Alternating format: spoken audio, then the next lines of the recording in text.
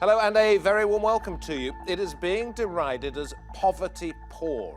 But is it wrong for celebrities to focus attention on countries and people that need helping? And if they don't, who will?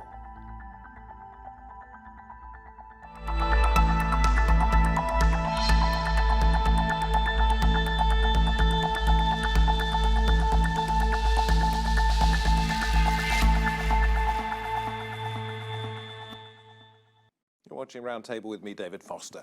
The annual UK charity appeal Comic Relief hits our TV screens this week, and with it, the familiar sight of celebrities visiting people being helped by handouts.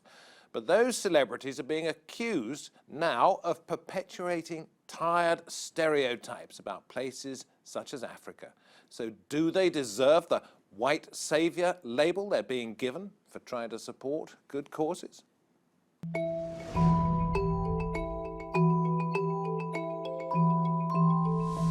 Celebrity power has long been used by aid groups to draw attention to charitable causes around the world. But is the practice outdated and out of touch? This photo of journalist Stacey Dooley prompted British MP David Lammy to accuse her of perpetuating tired and unhelpful stereotypes and an old idea from the colonial era, adding that the world does not need any more white saviours. According to the World Bank, an estimated 413 million people in Africa currently live in extreme poverty. And global inequality is rising. Oxfam says the number of billionaires has doubled over the past 10 years, while almost half of the world's population live on little more than $5 a day. But do Western public personas perpetuate the colonial past, or are they an effective means of raising funds for those most in need? So let's get the conversation going. Joining me at the round table today, we have Francis Longley, Chief Exec of AMREF Health Africa UK. Judith Escribano is here, Head of Communications at Islamic Relief UK.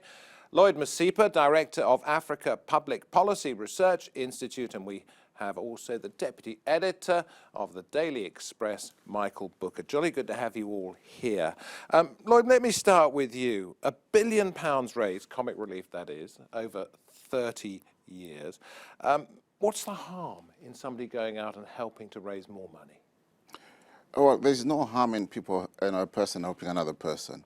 But let's look at this from a holistic point of view. Africa is a continent, 54 countries, coming out of still carrying the colonialism load. And then we have a situation where that same stereotype of white person going back to Africa and actually determining what and how. I've heard what David Lammy has said. What I'm going to say to you is £1 billion raised over 30 years. It goes to help people. You've just said the same thing. Exactly. There's no harm in helping people. Yes. If this helps to raise money, what's the harm in it? The harm is in how that help is delivered. If it's being delivered with the sincerity with the African person involved and determining where it goes, where the actual help is required, then it will be different. In this case, with help and donor funds being specific to particular goals. I mean, look, I come from Zimbabwe. There are about over 1,000 NGOs operating in Zimbabwe. But you find some of them mean very well, and they're doing extremely well. Some come in and actually push a political narrative where they actually determine... But was it not unkind of him to say this about somebody who's simply trying to help other people? I don't think I understood him as something as unkind. What he simply meant was, what doesn't the platform be used to promote the African celebrity? Who will probably be more in touch with what's happening in Africa than a person coming in, with no clue what's going on. I grew up in the northeast of England in the early 1980s, and when Comic Relief started in 1988, I remember I was at a comprehensive school. There was not a great ethnic mix in the 1980s in the northeast of England. There was only a few black people. And so it wasn't something that had really come across our plate particularly, apart from the famine in Ethiopia. Now, when Comic Relief started... Geldof highlighting that in 1985. In 85. Live Aid. And then in 88, Comic Relief started up. And we, as a school, we had a Comic Relief Day on that day in 1988. The first year, they raised, I think, 15 million. But we weren't thinking, oh, isn't it terrible that these kids, these black kids, we weren't thinking about what colour they were, which is what David Lammy's brought into it, calling us white, or the white saviour aspect of it. But we just wanted to help. Can I ask you this, Michael? would you have been interested as a teenager? I don't know what age you were then, but a young person. Would you have been interested as a young person if it hadn't been amusing, comic relief, and if it hadn't had great characters such as Lenny Henry, who happens to be a black British comedian in it? Well, Lenny Henry was huge all at these that people time are doing is trying to draw attention to a worthwhile cause. Well, these days it may be corny, it may be old hat, but back then it was fairly fresh and new, and we saw what we saw, and we were entertained by it. We then went out and did entertaining things to raise the money, and we thought we were doing good. Now, Davidlammy, I think he's put us back 20 years by saying... No, he has Judith, not. one second, Lloyd. It's important to remember with these kind of TV appeals that they're targeting a particular audience. So they're not targeting active enthusiasts, people who are going on marches or writing to their MPs or signing petitions. They're targeting Joe Public or Mohammed or Fatima or what have you, who generally is not that interested in international development, but is keen to do good and is keen to support charity. Yeah. And so what you have to do is you have to appeal to them with people that they know. So Lenny Henry or Stacey Dooley are well known here in the UK, so that works for a UK audience. If you were to use, say, a comedian from Mali or what have you, a lot of comedians use cultural references and political references to express their humour. That wouldn't connect with a UK audience. So what you're saying that the fundraising is insincere then, because if you're presenting a white person to raise money from the local UK audience, but the picture is giving to Africa is that Africa is this basket case that's constantly going to need aid. No, it's not. No, I haven't said it's the point insincere. is, what he's I haven't saying, said it's what the insincere. picture is saying is, this person Yes. needs help, not a continent needs help necessarily. That's my point. Yeah, exactly. no, please, Francis, let Francis come in, because you haven't said a word yet. Thank you. I think the important thing is the lack of balance, because if the only images that come out are these people need help, look at these poor, starving, helpless people, you need to come in and do something. You wouldn't be raising money if they didn't need help. There are people who need help, and there are ways of telling those stories. But if the only story you tell is of victims and helplessness, But if people are given a distorted Rwanda impression. in some of the conversations I think you had with our producers, and you talked about a gleaming new conference centre there. If they showed pictures of the wealth of one nation, then people would not be inclined to give, would they? It's not only about saying, do you show pictures of the wealth? If you think about what we see of Africa on television in the UK, we see starving children, and we see David Attenborough in a safari programme. That's it.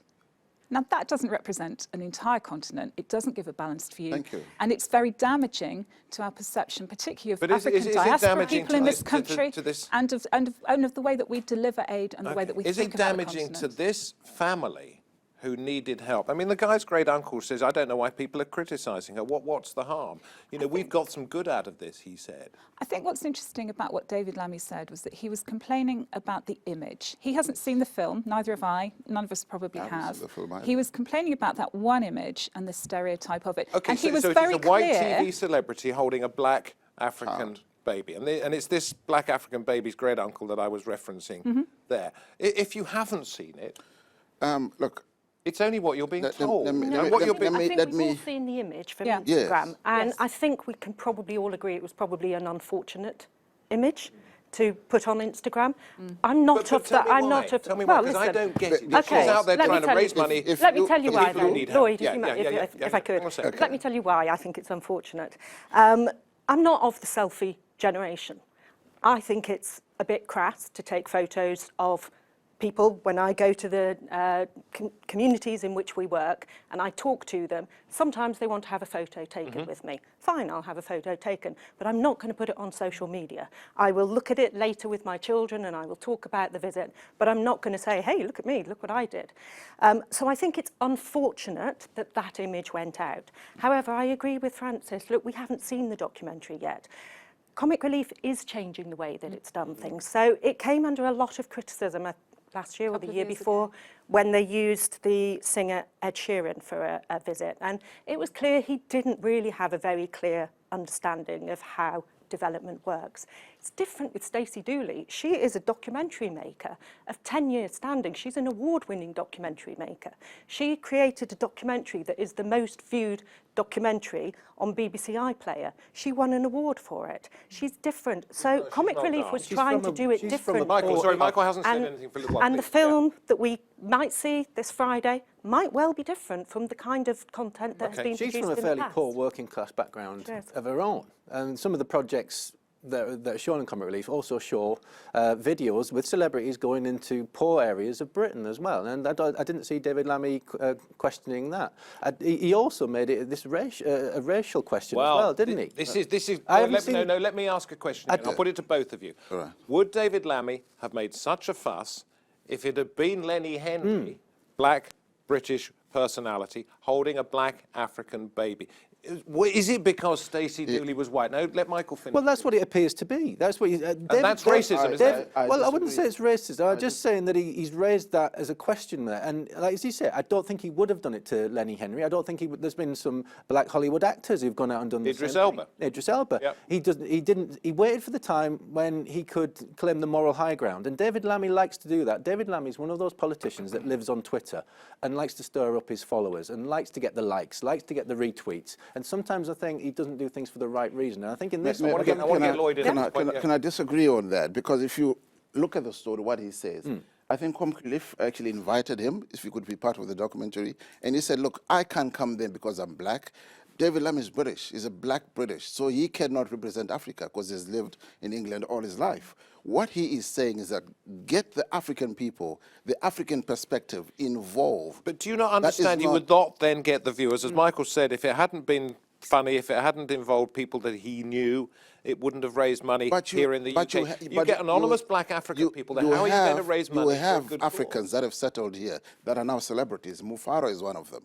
He's a Somali African that is, settled here. Those kind of people, at least they will understand the African narrative. There is a way of combining, as Judith's rightly saying, people we're familiar with, who we would be interested in watching on the television, but when they get there, they can talk to local people. They could, meet a television presenter from that country or a comedian or an actor or whoever it is who can then say, let me show you around where I'm from, let me talk to you about it, and could do that in an engaging way. And you would then be hearing an authentic local voice telling their own story and talking about their own circumstances. People aren't stupid. it's not Viewers as see the stories specific as of the that. children, they see the stories of the families, they see the projects that have been supported. They don't just think, oh, Stacey Dooley's brilliant, is a or Lenny Henry's short-sighted brilliant. view of it. But I think people just, TV company and the charity want as much money as they possibly can. Stacey Dooley these days, as TV ratings are going down, Stacey Dooley is huge on Instagram, 700,000 followers. They're having to move into those areas to get more eyes on and more donations. It's as simple as that. In these days of social media, the guy sitting in an African country looks at that picture and then thinks,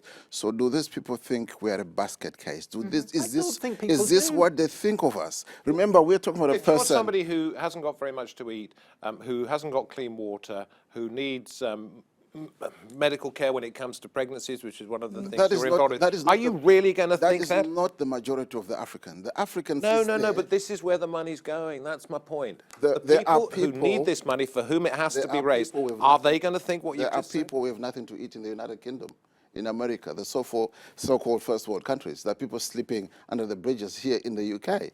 I think when you tell a partial story, I think when you represent people's circumstances in ways which are not entirely the full picture, I think when you're saying, this child, we see this picture of Stacey Dooley clutching this sad little boy, and we think, gosh, poor little lad, I wonder what's going on there. He lives with his grandmother. He has difficult circumstances, but, nonetheless, he has a family, he has a community, he has a story. And all we see at the moment, having not seen the film, is Stacey Dooley effectively saying, look at me with this cute baby. But I will say again, It's kind of unpleasant. having not seen the film, you don't know what story is told. I've been a journalist for more than 40 years. I don't think I've ever been able to tell the complete picture. It's impossible to do so. You do the best that you can. And are you suggesting that these people are doing it for the wrong reasons or for the right reasons? No, I think it's important, again, to think, what is it that you're trying to achieve? So if you're trying to raise funds, you will tell a story in a particular way. If you are feeding back to your supporters about how their funds have been raised, you will tell a much more positive story because you want to retain your donors. You want your donors to know that the money that they've given you in the past has been spent well. Yeah. And so you have to adapt your your message according to your audience. Something that Islamic Relief UK has done recently, we worked with a British Muslim graffiti artist, Muhammad Ali, and we took him out to Lebanon to see a psychotherapy project. And what he did is he delivered an art workshop. So he's a street artist. He delivered an art workshop. He talked to the people that we're helping. He went to the Becker Valley refugee camp to talk to people. And we've produced some film now, which is, okay, it starts with him presenting it, because that's the draw for some sections of the British Muslim community, is to see how somebody from their community is viewing the world. So it starts with his story. He paints this beautiful mural on the wall. Yeah. And then yesterday what he did down at the Greenwich Islamic Centre on the mosque wall was paint a representation of what he had seen. So why was that right when you said, and in notes to my producer, you said, and you mentioned this graffiti artist, then you go on to say, we don't take out volunteers to take part in deployments at Islamic Relief, but I know other organisations that do. That's not a volunteer. So this is, what I'm saying is this is using celebrity in a different so he way. Volunteered? This is using a celebrity in a different way to perhaps the old way that celebrities have been used in the past, where it's been them fronting a story, and we know that hasn't worked. And as we keep saying, none of us know what the film. You're using somebody well-known to help sell your product to try and raise money. I think that's okay. Same thing, isn't it? I think that's okay. I think if it appeals to the audience, I think that's okay. I think if it appeals to the audience to which you are trying to tell your story, then you can do that. Is that okay? Quick No. Quick one. Is that okay? No, it's not okay. The picture says 1,000 words. That's a general term. So when you present that from the African perspective, we're talking about countries coming out of colonialism. So everybody is thinking about, in the world of globalization, neoliberalism, the world is coming together. So we also want to be seen as equals in Africa, not charity cases. So the help must come in on an equal footing, with respect, not I'll give you the money, what I think about you is neither here nor there. A picture speaks 1,000 words. The quite offensive about the way that Lammy presented it as well is the idea, or it's the inference, that everyone's sitting at home is just this bovine mass throwing food in their face, watching Comic Relief, and they all presume that everywhere in Africa is dirt poor and poverty-stricken. I don't think people are like that. People are more educated than that. That's exactly my point. But they know that in certain areas they do need help, and they think that by focusing on these areas where celebrities go in, let's not forget, Comic Relief is a TV charity. It's very visual based. You have to hook viewers in. Otherwise, donations go down. It's a simple economic thing. And the funny thing is, the world as a global village, the same guy sitting in Africa see the poor here in England, see the poor sleeping rough in England. Yeah. So they also point and say, look, you're giving us help. But they're shown on Comic Relief as well. My point exactly. So it is important that people treat each other as equals. Yes. Yeah. Can I just ask you something? Again, the notes which I referred to when I was just talking here to Judith, you say that you are upset that 70% of the funds that are raised anyway go for bureaucratic purposes. That's another thing. Yeah, no, please. I want to say, because I spoke to Francis before the programme about this, and I said, you get money from Comic Relief. We do. And how much of your money that you receive is actually spent on what you think it should do? You said? Well, slightly different. More than 90%. More than 90%, but in fact, Comic Relief... 70% wasted, 90% spent properly. I disagree. Well, from a Comic Relief grant, 100% of it's spent properly, because similarly to UK government money, then we would apply to Comic Relief for a grant and be very detailed about what we want to spend the money on, put in a very detailed itemised budget, and then have to report back on a regular basis. We were going to spend this much on training or this much on transport or whatever it was, and we would have to report back on that at regular points, and the next tranche of money is only released to us if we're up to date with the project activity and the money is being spent in the way that we've said it will. So at that point, 100% of that Comic Relief grant is going where we said it will. What I'm getting from Lloyd here is that he thinks it's wrong that people should be giving money to poor people in Africa because it's demeaning. And you're suggesting that 70% of it's wasted, whereas in fact it's less than, it's 100%. It's 100% here. You just object to it in principle. We have over 1,000 charities operating in a country like Zimbabwe, a country of 16 million. 70% of that money is spent on land cruisers and big houses by the very same people that are running these charities. It is documented. The poor... And are they all white saviours, or are they white black saviours, it doesn't really matter what colour they are. They I don't just think the happen. colour is the issue here. Well, it's one of the reasons we're talking about No. it. The principle here is that how are you helping? You're raising £1 billion here. But is the £1 billion getting to where it's supposed to go? It is not. In particular, in Zimbabwe, it is not. 70% is spent on admin purposes, running around in land cruisers, and the people they're meant to help are not better off. Where's that number coming from, I wonder? Because It's- that doesn't it's sound well- familiar it's to well- me. Yeah, we I'll- produce annual reports. We have auditors No, checking. let Judith speak, because she hasn't said anything for a while. We have an annual report. You can see how our money is spent. We have auditors coming in to make sure that the money reaches. have We an have annual program report on, staff who NGOs in check. Zimbabwe? Oh, well, yes, of course. We have to Yeah? monitor. And we have local, not in Zimbabwe. We don't work in Zimbabwe, but in other African countries. We work in Mali, Malawi, Niger, Ethiopia, Kenya.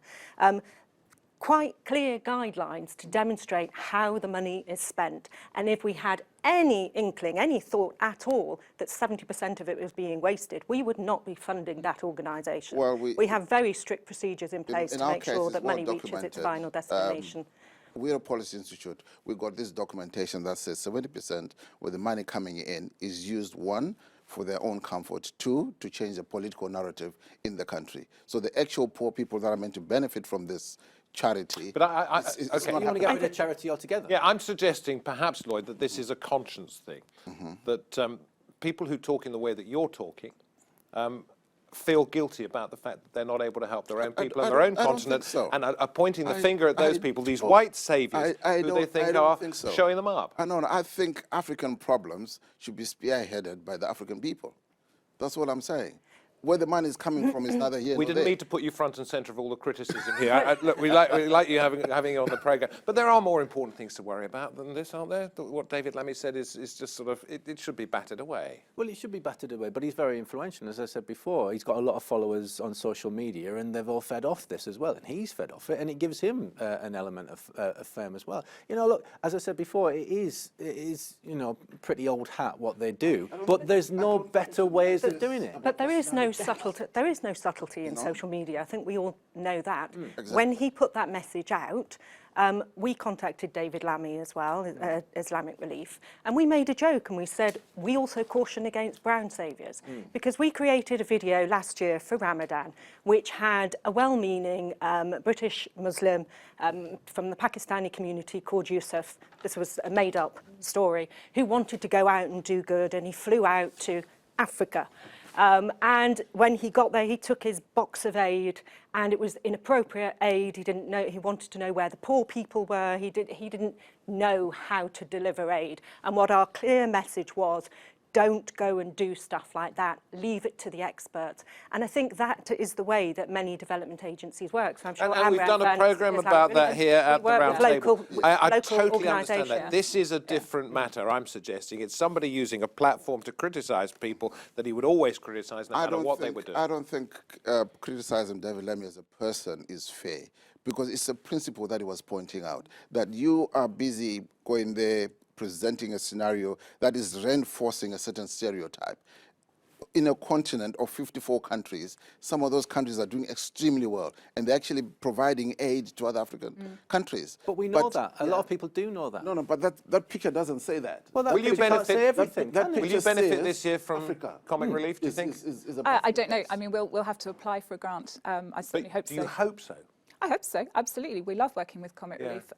I think that they would acknowledge, I think they have publicly acknowledged, that a gap had emerged between the work that they support, the grants that they give, the teams that were looking after the programmes, and then the way they're presenting that on television and in the appeals. if And they're David trying Lammy- to bring those two things much more closely together. I think they've acknowledged the problem they found themselves in. If David Lammy's comments mean that one person decides not to give, then they're unhelpful, aren't they?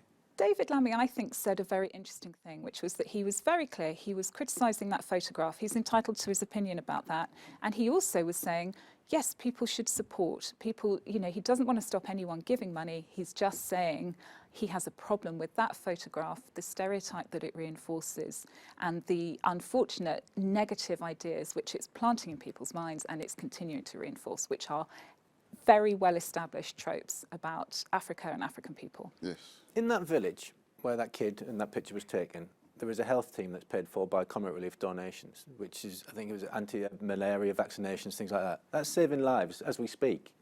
And That's the point of this, isn't it? Surely. There's no problem with that. What we're saying here is that that picture on its own says 1,000 words. Right? Anybody can interpret it differently. What but does it say?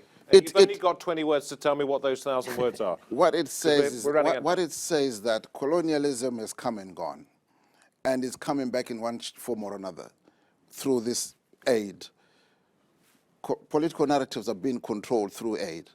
So for the African person, this is this is actually going back. It's a neo-colonial approach. So let's have Africans speaking for Africans. If you're bringing in that money, involve the African person in it. That way they'll be able to tell you. That was almost 1,000 words, Lloyd. We'll forgive you. Thank you very much for coming on. You were the butt of an awful lot of criticism on this programme. We do appreciate you coming on. Thanks a lot. And thank you to you two. Read into it whatever you will. Comic Relief is on at the end of this week in the UK. It does raise an awful lot of money. Whether you think it's sorting it out in its own way or not, that's another matter. But it's also extremely funny. From me, David Foster, from all of us here at the table, thank you for watching. Thank you for coming in. We hope to have your company next time. Bye-bye.